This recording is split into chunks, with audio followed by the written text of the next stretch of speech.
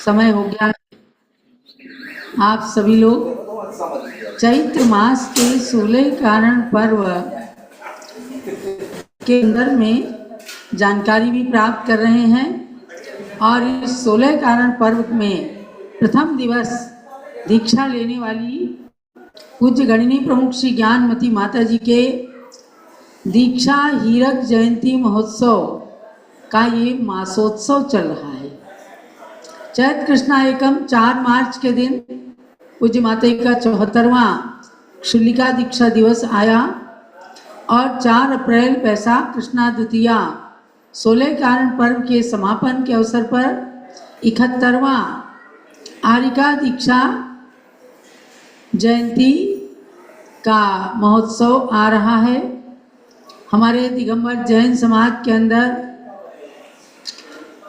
इस दीर्घकालीन दीक्षा को धारण करने वाली पहली साध्वी हैं, जिन्होंने अपने जीवन को कौमार्य अवस्था से तपस्या की अग्नि में तपाकर कुंदन बनाया है और आज उनकी प्रेरणा से न जाने कितने तीर्थ, कितना बड़ा साहित्य के समाज को उनके द्वारा निधियां प्राप्त हुई हैं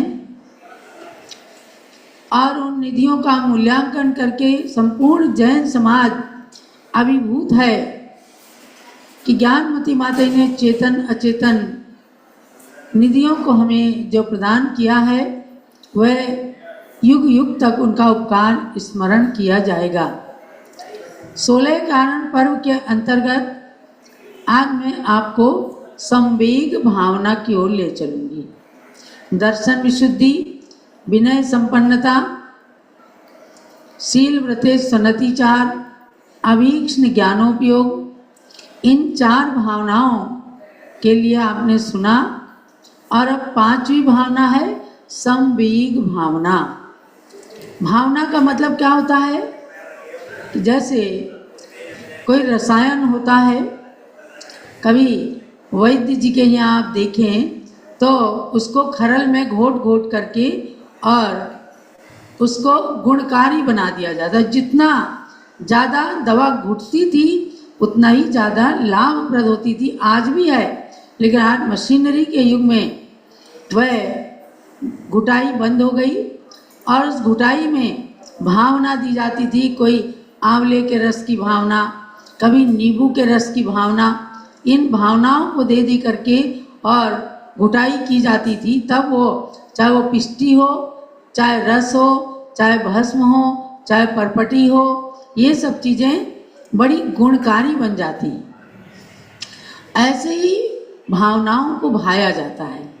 माने अपने सम्यक दर्शन को विशुद्ध करने के लिए, विनय गुण को धारण करने के लिए, विनय गुण को प्राप्त करने के लिए, शील और व्रतों में हमारे दोष न लगने पाए, उन सब के लिए भावनाएं भाते हैं, बार बार उन्हीं का चिंतन करते हैं। यही है भावना।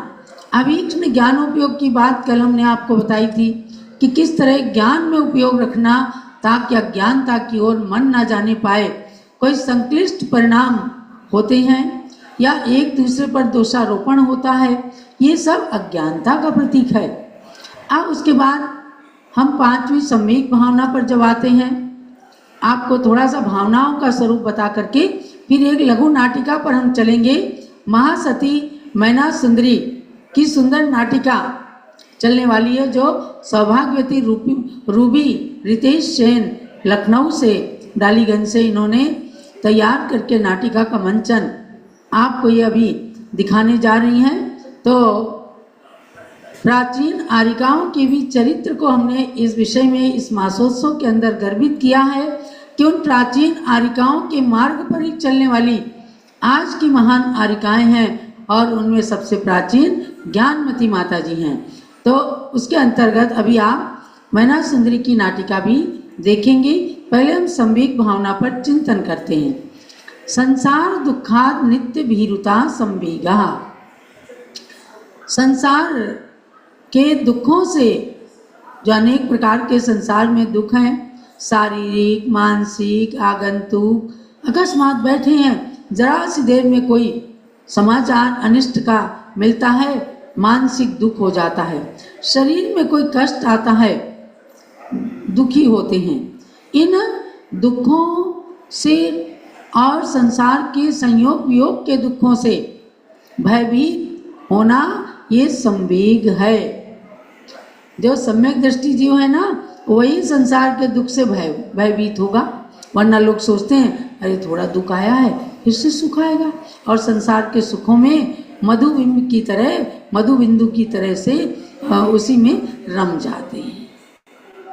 तो तत्वार्थ सूत्र के अंदर भी आपने पढ़ा होगा, जगत काय स्वभावो हुआ संवेग वैराग्यार्थम, अर्थात संसार और शरीर के स्वभाव का चिंतन करना संवेग और वैराग्य के लिए होता है। संवेग माने जब डरते हैं तब संसार से वैराग्य होता है। चलो दीक्षा ले लें, दीक्षा नहीं ली, थोड़ा थोड़ा संसार से विरक्त हो जाएं, थोड़ा गुरुओं के पास जाएं, अपने शेष जीवन को वानप्रस्थ की तरह से बिताएं। ये सब कब होगा? जब संसार के दुखों से डरेंगे। जो डरेगा नहीं उनके ऊपर दुख बार बार आते चले जाएंगे। अब संसार से, भोगों से वैराग्य लेना सबके बस की बात नहीं होती है। जब भव्यता प्रकट होती है आत्मा के अंदर, मोक्ष निकट होता है या देवायु का बंद हो जाता है, तब ऐसी भावनाओं का व्यक्ति चिंतन करता है। अन्यथा लगता है धर्म में लगे हैं, लेकिन वैराग्य ही नहीं हो पाता। जरा सा प्रसंग आया वहीं विचलित हो जाते हैं। तो वैराग्य का आना भी पुण्य का प्रतीक होता है। एक बार कहानी आई कि सनत कुमार नाम के चक्रवर्ती थे। उनके रूप की प्रशंसा स्वर्ग में भी चलती थी, तो वहाँ से दो देवता उनके रूप को देखने के लिए मध्यलोक में आ गए, और पीछे से उन्होंने छिप करके, अदृश्य होकर के, जो चक्रवर्ती अपने स्नान गृह में थे उनके रूप को देखा। मन में सोचा वास्तव में ये तो बड़े सुंदर हैं। उसके बाद द्वारपाल से मिलने को कहा कि हमें राजा से मिलना है। तो राजा की आज्ञा पा करके जब राजसभा में भी देवता पहुंचते हैं, तब वे कहते हैं महाराज अभी कुछ देर पहले जो आपका रूप था वो अब नहीं है। अब सनत कुमार चक्रवर्ती क्या कहते हैं, अब तो मैं सज धज करके आया हूँ, बल्कि उपटन लगा करके और तमाम साज सज्जा करके, मुकुट लगा करके देखो आया हूँ। तो अब तो आप कैसे कह रहे हैं कि सुंदरता कुछ देर पहले ज़्यादा थी, अब नष्ट हो गई। तब देवों ने क्या किया कि एक घड़े में जल भर करके और एक तिनके से उस जल की एक बूंद को निकाला और पूछा कि आप बताइए क्या इसमें जल कम हो गया है? सबने कहा इसमें कहाँ जल कम हुआ। बोले कम हुआ है, जो जल हमने तिनके से निकाला उतना जल कम हो गया, लेकिन कम होने के बाद भी उसके अंदर कमी दिखती नहीं है। इसी प्रकार से हर क्षण शरीर का सौंदर्य, शरीर का रूप भी ढल रहा है और वो हमें पता नहीं लग रहा है। क्षण क्षण पल पल आयु घट रही है। अभी जो 3 बजे का समय था वह 3 बजे का समय चला गया। अब कोई कहे कि 3 बजे का समय वापस ले आओ, कोई नहीं ला सकता।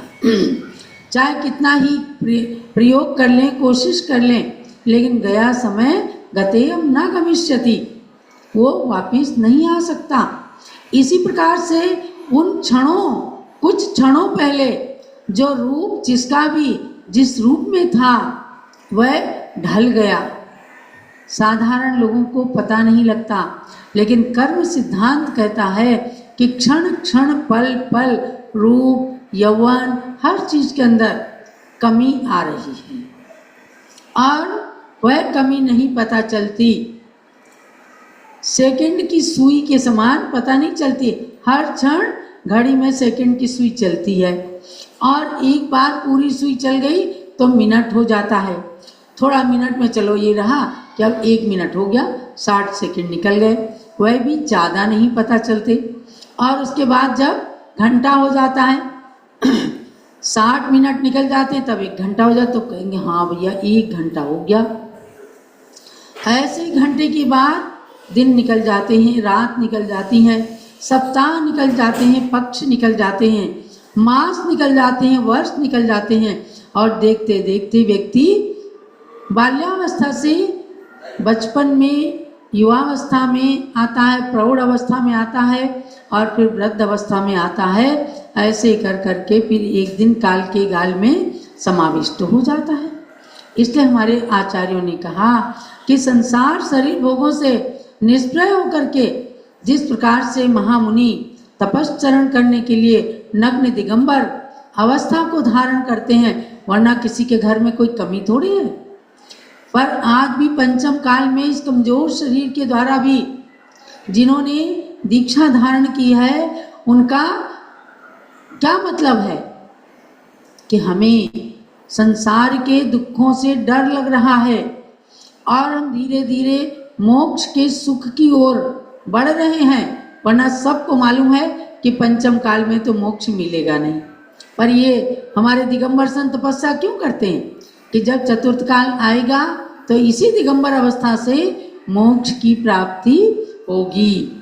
अभी क्या है, रेलवे की खिड़की बंद है टिकट लेने की, तो भी वहाँ भीड़ लगी रहती है। अब तो ऑनलाइन रिजर्वेशन होने लग गए, तो भी सामान्य लोग तो रेलवे खिड़की पर जाते तो हैं टिकट कराने। अब बंद है तो भी वहाँ क्यों लाइन क्यों लगी है? कभी खिड़की जब अपने टाइम से खुलेगी तो हमें पहले तो टिकट मिल जाए, कहीं ख़त्म हो जाए। ऐसे ही मोक्ष के दरवाजे पर नो एंट्री का बोर्ड तो लगा है, लेकिन क्यों लाइन लगी है कि जब चतुर्थ काल आएगा, खिड़की खुलेगी, तो कम से कम हमें मोक्ष का टिकट पहले मिल जाए, समझे ना। तो जब इधर से डरेंगे ऐसा दुख है संसार के अंदर, ऐसा दुख है, दुखों की ओर चिंतन करेंगे तभी उनसे डर लगेगा, और तभी जाकर के हम उस दुख से छूटने का प्रयास करेंगे। यही है संवेग भावना। शारीरिक दुख, मानसिक दुख, बहुत तरह के दुख हैं। अब आप देखो कि शरीर के अंदर व्याधियां आ जाती हैं, किसी के सिर में दर्द है, पेट में दर्द है, पैर में दर्द है, और 2-4 जगह दर्द है, आँख में तकलीफ है। सोचते मेरी जितना दुखी तो कोई है ही नहीं, माता जी सब जगह मेरे दर्द है, मैं बहुत परेशान हूँ। लेकिन हमारे आचार्य क्या कहते हैं, व्याधे कोट्या पंच भवन्त्यष्टाधिक षष्टि लक्षाणि नवनवति सहस्राणि पंच सती चतुरशीत्यधिका। कितने रोग होते हैं? एतत् संख्यान महारोगान पश्यन्नपि न पश्यति इंद्रियैर्मोहितो मूढ़ा परलोक परांमुखा। जो परलोक से परांमुख है कि इसी जन्म में जो चाहे सो कर लो, कोई परलोक नहीं है, तो बेचारे कोई ध्यान ही नहीं देते। बस इस लोग को ही देखते हैं, अरे भैया जो सामने सामग्री आई है खाने की, पीने की, भोगी, उसको भोगो, आगे किसने देखा? नहीं। ये सब जो रोग है, मतलब कि आगे के परलोक को अपने को मानना पड़ेगा, और परलोक से परांगमुख जो होते हैं वो इन चीज़ों को नहीं मानते, लेकिन जो परलोक को मानते हैं तब सुख और दुख को मानना पड़ेगा कि हम पाप करेंगे तो नरक गति में जाएंगे, तिरंज गति में, पुण्य करेंगे स्वर्ग में जाएंगे, मनुष्य बनेंगे, और ज़्यादा पुण्य करेंगे तो भगवान बन जाएंगे। तो व्याधियों की संख्या ध्यान रखना, 5,68,99,584 कुल रोग होते हैं, और 10-5 बीमारी में अपन कितना परेशान हो जाते हैं। और ये सारे के सारे रोग नरक में जाकर के उदय में आते हैं। कहाँ? नरक में। जहाँ कहेंगे कि तहाँ भूमि पर सत दुख इसो बिच्छू सहस डसे नहीं थी सो। 1000 बिच्छू एक साथ डंक मार दें तो भी उतना दुख नहीं होता जितना नरक की भूमि को स्पर्श करने मात्र से दुख होता है। तो जब नरक के अंदर इतनी सारी बीमारियां, इतने सारे रोग उदय में आएंगे, शरीर का कोई रोम ऐसा नहीं है जहां दुखों से बड़ी पीड़ा ना हो। जरा सी देर अगर चाहते हैं चलो उस पेड़ के नीचे बैठ जाएं, वहां भी तलवार की धार के समान पत्ते गिरते हैं और शरीर के टुकड़े टुकड़े हो जाते हैं। सोचते हैं चलो नदी बह रही है, यहीं पर जरा सा शांति ले लें। वो वैतरणी नदी जो ज्वालामुखी की तरह से अपनी को दाह प्रदान करती है, क्रमि कुल कलित देह दायिनी, ऐसी नदी के अंदर भी जा करके उन्हें एक क्षण की भी शांति नहीं मिलती।